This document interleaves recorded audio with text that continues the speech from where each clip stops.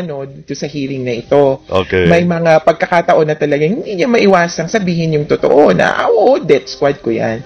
Nasa karakter niya yan na aminin kung ano ang tingin niya makakabuti sa kanya. At totoo nga naman, para sa kanyang karakter na parang dirty Harry, na siya ang bahala sa lahat, yung pag-amin na may death squad, nakakatulong sa kanya. Kaya lang, naparenda siguro siya na, teka, hindi ko pwedeng aminin ng buong buo dahil nakikinig ang lahat, kabilang na ang International Criminal Court. Okay. At itong pag-amin na ito ay maaring gamitin doon, sa investigasyon doon at kalaunan trial.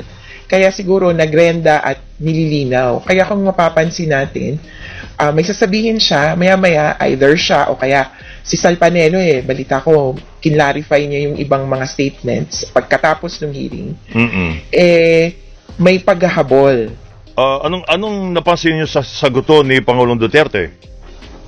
Paiwas. At palagi ko, ito yung pagkakataon na naabisuhan siya ng mga abogado niya. Kasi kung siya lang, oo yan Enzo Recto, kalaban ang katiwalian at kasinungalingan, kakampi sa katotohanan at kabutihan. Okay. Ano ang initial reaction ho ninyo kahapon? Sabi nga namin, medyo nakaririmarim na makita mo yung mga akusado tsaka yung mga involved doon sa patayan na sila mismo ang tumatayong parang resource persons or interpellator sa isang investigasyon. Hindi ko alam kung may statistics na tayo, pero klaro naman na binwakaw nila yung buong hearing. Kumbaga, dinomina pati particularly ni President Duterte yung buong proceedings. Kaya nakakalungkot na nagkaroon pa ng platform yung mga dapat iniimbestigahan. Parang sinasabi nga daw judge and the accuser. Parang gano'n. Oo, kabayan. Parang ang pangit sa hindi ka matutunawan sa gano'n no? Na yung inaakusahan, siya pa yung maghuhusga sa sarili niya. At syempre, simulat sa poll, itong pagdinig na ito, nakita namin na nagsimula doon sa kagustuhan ni Senator Bato or Senator Bongo ba na kumbaga pawalang sala yung presidente. Sabi nila na okay naman yung war on drugs. Kaya may gano'n na kaming takot nung panimula na baka maging in defense ito ng war on drugs. At meron na nga gano'n maski yung ibang senador na parang pinapaling nila na tama naman na nagkaroon ng war on drugs. Hindi po yun ang usapin. Kumbaga kahit paano may konting diferensya yon. Totoo naman na dapat magkaroon ng kampanya kontra droga, pero hindi ibig sabihin ay libo-libo ang namatay. Yung patayan ang usapin ngayon. Okay. May tanong ho si Senator Riza Ontiveros. Do you take responsibility sa pagkamatay ni Kian De Los Santos? Anong napansin niyo sa saguto ni Pangulong Duterte? Paiwas. At palagi ko, ito yung pagkakataon na naabisuhan siya ng mga abogado niya. Kasi kung siya lang, oo yan Kasi ang premise niya, I am responsible for the policy. Pero siguro, ang bulong sa kanya, paghiwalayin natin yung patayan. Kaya nung sinabi na do you take responsibility for the killing of, umaatras na siya. At dito magkakalaglagan palagay ko. Lagi niyang sinasabi yan na akong bahala sa inyo. Pero paano na kapag ang kasuhan ay patungkol na sa patayan? Diyan na po kayo mukhang iiwanan ni Presidente Duterte at sasabihin niya na wala siyang kasalanan. Primarya sa nakikita ko, ang isasabihin niya ay, wala naman ako doon. Hindi ko kilala yung batang yan. Hindi ko itinuro, hindi ko sinabi sa inyo na patayin yung bata na yan. Yun yung parang paiwas niya dyan na hindi niya kilala si Kian, hindi niya kilala si Carl Arnaiz, hindi niya kilala si ganito, ganyan. At hindi siya involved. Hindi niya ipinapatay yan. Ang hindi niya lang maiiwasan ay kapag ang krimen na ay crimes against humanity. Sa crimes against humanity, kahit hindi mo kilala yung pinatay, basta sa konteksto ng order mo, sa konteksto ng modus operandi, mahahagip ka nitong crimes against humanity. At dito, lalabas na siya ang pinaka-responsable. Opo. Pero how about yung pag-amin niya na meron talaga siyang death squad sa Davao? But, sabi niya, ang death squad niya ay mga maton, mga at mga mayayaman ang sinasabi niya. Na baka, do you agree sa gano'n? No? well, una, may death squad siya, yes. Pero inamin niya yun. siguro, nililigaw na lang niya tayo dun sa kung sino ang laman ng death squad. Hiniwala niya police. Yun ang nakita. Okay. Inconsistent ito dahil ang tinuturo niya, ayan, si Bato, death squad yan. Binanggit niya. Lumalabas din yung katotohanan kahit paano dito sa hearing na ito. Okay. May mga pagkakataon na talaga hindi niya maiwasang sabihin yung totoo na, death squad ko yan. Nasa karakter niya yan na aminin kung ano ang tingin niya makakabuti sa kanya. At totoo nga naman, para sa kanyang karakter na parang Dirty Harry, na siya ang bahala sa lahat, yung pag-amin na may death squad, nakakatulong sa kanya. Kaya lang, naparenda siguro siya na, teka, hindi ko pwedeng aminin ng buong-buo dahil nakikinig ang lahat, kabilang na ang International Criminal Court. Okay. At itong pag-amin na ito ay maaring gamitin doon, sa investigasyon doon at kalaunan trial. Kaya siguro nagrenda at nililinaw. Kaya kung mapapansin natin, may sasabihin siya, maya-maya, either siya o kaya si Sal Panelo, balita ko, kinlarify niya yung ibang mga statements pagkatapos ng hearing. May paghahabol. Pero kung para sa atin... Pero mahalaga ba yun na siya nag-clarify? Oo. Diretso dun sa tao mismo, ang tawag nga natin dito ay admissions against interest. Si Attorney Panelo, siya nag-clarify.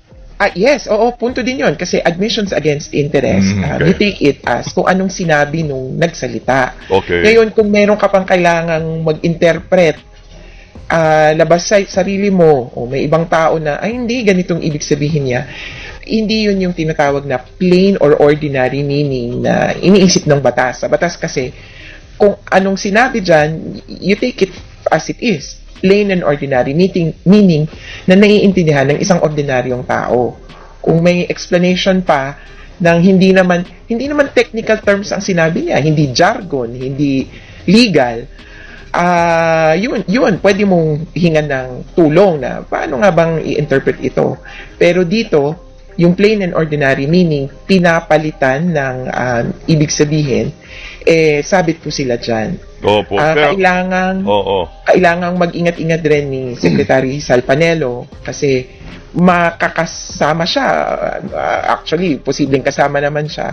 Magiging kasapakat siya dito sa buong iskema na ito. Itong binanggit ni Pangulong Duterte, lahat itong sa right side niya, dumaan ito ng Chief of Police, Police Director, puro commander ng death squad yan. Literal, hindi mo sabihin na death squad. Yang isang senador na nakaupo dyan, si Senator De La Rosa, death squad na rin yan because they were police directors handling the controlling crimes in the city. So pag sinabi mong death squad, it's a very loose term na ginagamit mo lamang ganun ka easily, parang ganun kadali. Ganun binanggit niya. Well, kabayan niyang term kasi nga na Davao Death Squad, hindi natin sigurado na sila mismo yung gumagamit niyan. Okay. Although narinig daw yan ni Senator De Lima doon sa isang parang witness or resource person nila ng investigation noon. Pero kung kahit anong tawagin nila sa sarili nila, ganun pa rin naman yung ginagawa nila. Kung ano man ang pagtukoy nila sa sarili nila, yun yung ginagawa nilang pumatay. Kaya siguro niyakap na rin nila yung DDS na term nga, niyakap ng mga supporter niya at pinalitan ng ibig sabihin. Pero kung ano man, death squad ang mga ito at pag-amin niya na pumapatay ng kriminal.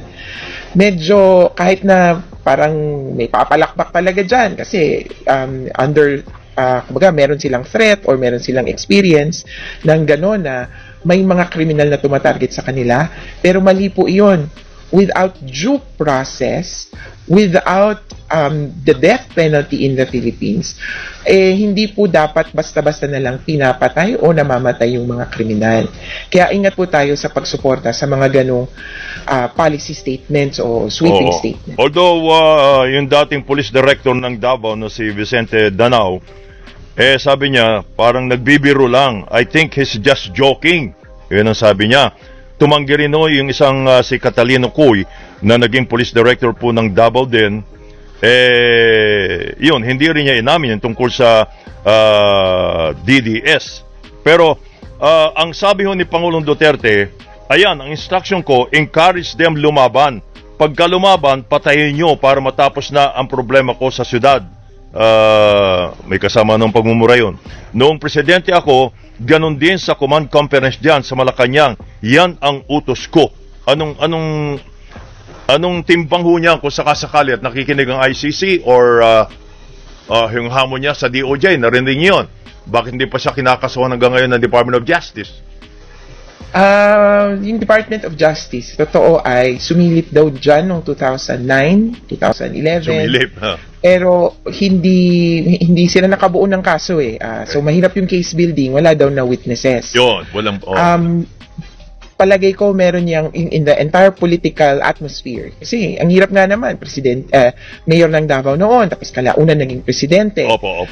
Sabi na natin, merong sariling private army or merong sariling death squad. Sabi nga niya, politically, mukhang kapag tinabla mo yan dito sa loob ng Pilipinas, marami kang matatapakan at posibleng ikaw ay maging target rin. So, iba yung ganung reality na hindi lang basta-basta naman nagkakaroon ng kasuhan. Kaya kami, yung mga biktima, sa ICC na kami lumapit, particular dun sa mga patayan, kaugnay ng war on drugs, 2016. At itong ICC naman, sabi nila, hindi lang 2016 ang titingnan namin. Mula 2011, sisilipin na rin namin yan. Hagip ng ICC investigation at posibleng eventual trial, ang DDS killings. Mula 2011, kaya matatapos ang scope ng investigation hanggang 2019. Medyo, aminado ako, mabagal lang din talaga dito sa ICC yung pagpaproseso dahil napakasinsin nito talagang bawat papel. Opo. At ang medyo advantage dito, dahil ito ay nasa labas, yung security ng mga witnesses, na ilalabas, medyo may ibang kasiguraduhan kaysa sa, kumbaga, dito, mag-uusapin pa kasi ng politika. Politically insulated kahit paano ang ICC at kahit magpalit ng presidente, kahit magpalit ng administrasyon, hindi sila apektado. In fact, sa kanila nga, walang yung presidential immunity na tinatawag. Okay.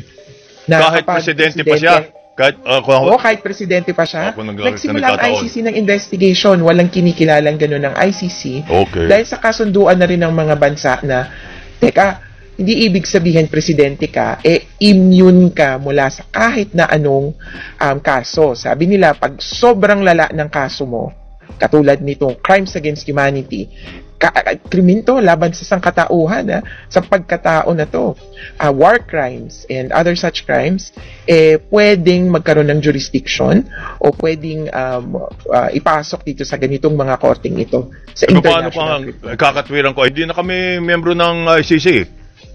Ngayon, pero nung nagsimula ang preliminary examination, nung mangyari, naging bahagi na tayo. Kaya may sinasabi nga sila, yung isang article kasi doon, Article 125. Kapag umexit ka, 2 parts yan kapag umexit ka, hindi pwedeng instant, in 1 year.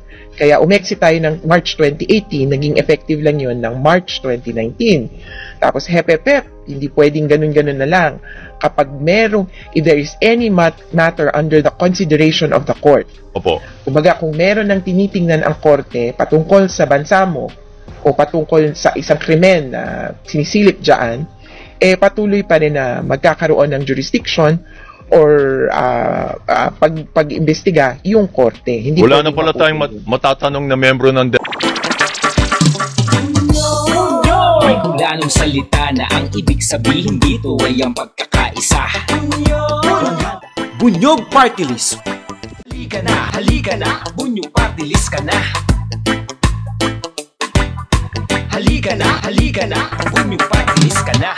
Sa susunod, ang atinang suportahan, Bunyog Party List, nagtataguyod ng katotohanan, lumalaban para sa bayan.